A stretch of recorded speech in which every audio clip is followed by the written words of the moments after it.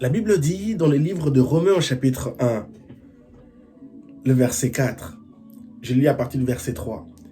Elle parle de son fils qui, dans son humanité, descend de David. Verset 4, qui a été institué fils de Dieu avec puissance lorsque le Saint-Esprit l'a ressuscité. Jésus-Christ notre Seigneur. Le Saint-Esprit. Notre besoin quotidien. La puissance du Saint-Esprit. Mon besoin permanent. Mon atout, ma confidence, ma joie. La puissance du Saint-Esprit.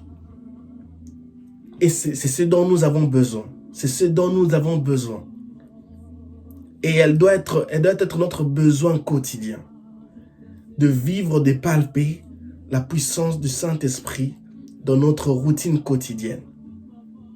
La Bible dit clairement, lorsque le Saint-Esprit l'a ressuscité, Jésus-Christ notre Seigneur, la puissance du Saint-Esprit est capable de changer plusieurs choses dans nos vies. Est capable de nous transformer, est capable de nous bénir, est capable de nous ressusciter, de nous faire sortir de toutes sortes de tombeaux, dont nous sommes engloutis, dont nous nous retrouvons. La puissance du Saint-Esprit est capable de nous en faire sortir, de nous restaurer. La puissance du Saint-Esprit est capable de nous délivrer, de nous restaurer, de nous changer, de transformer nos pensées. Jésus dit dans le livre de Luc au chapitre 4, « L'Esprit du Seigneur est sur moi. Il m'a oint pour annoncer la bonne nouvelle, pour guérir les captifs. » L'Esprit du Seigneur nous rend, lorsque la puissance du Saint-Esprit, lorsque l'Esprit du Seigneur est sur nous, il nous donne des fonctions nouvelles, il nous donne des qualités nouvelles, il nous donne des habilités nouvelles, il nous rend capables de faire ce qu'on n'était pas capable de faire avant. Il nous rend capables, il nous met en exercice, il nous met dans le champ. Il change notre statut. Si nous étions inutiles avant, il nous rend utiles.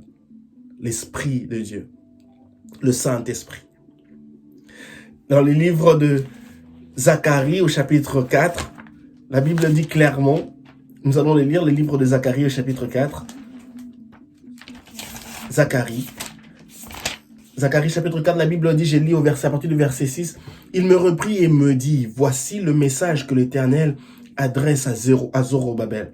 Cette œuvre, vous ne l'accomplirez ni par votre bravoure, ni par la force, mais par mon esprit. » Le Seigneur des armées célestes le déclare.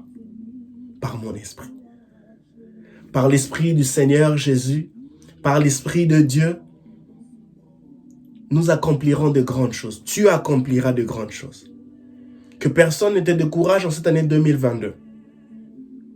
Tu accompliras de grandes choses. Que,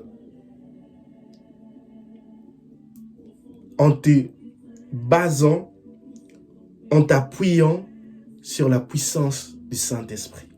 Ni par ta force, ni par ta bravoure. Ne t'appuie pas sur ta bravoure, sur ton intelligence, sur tes finances, sur ta force. Mais appuie-toi sur l'Esprit de Dieu. Demande au Saint-Esprit d'agir en toi. Demande au Saint-Esprit de se révéler en toi. Demande au Saint-Esprit de se manifester en toi. Que sa puissance soit ton partage. Que sa puissance soit effective en toi. Ni par ta bravoure, ni par ta force, ni par tes finances, ni par tes relations, mais par son esprit. L'Esprit de Dieu nous donne des qualités, des habilités que nous n'étions pas capables de faire. Jésus a dit, l'Esprit du Seigneur est sur moi. Il m'a oint. Lorsque la puissance du Saint-Esprit est sur nous, il nous donne des capacités que nous n'avions pas auparavant. Il nous rend capables. Il nous met en scène. Il change notre statut.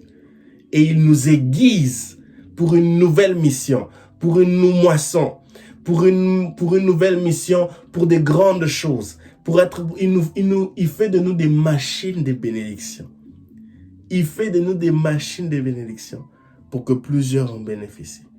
Et lorsque nous devenons des machines de bénédiction, nous ne pouvons plus être égoïstes, puisqu'une machine de bénédiction est là pour d'autres personnes.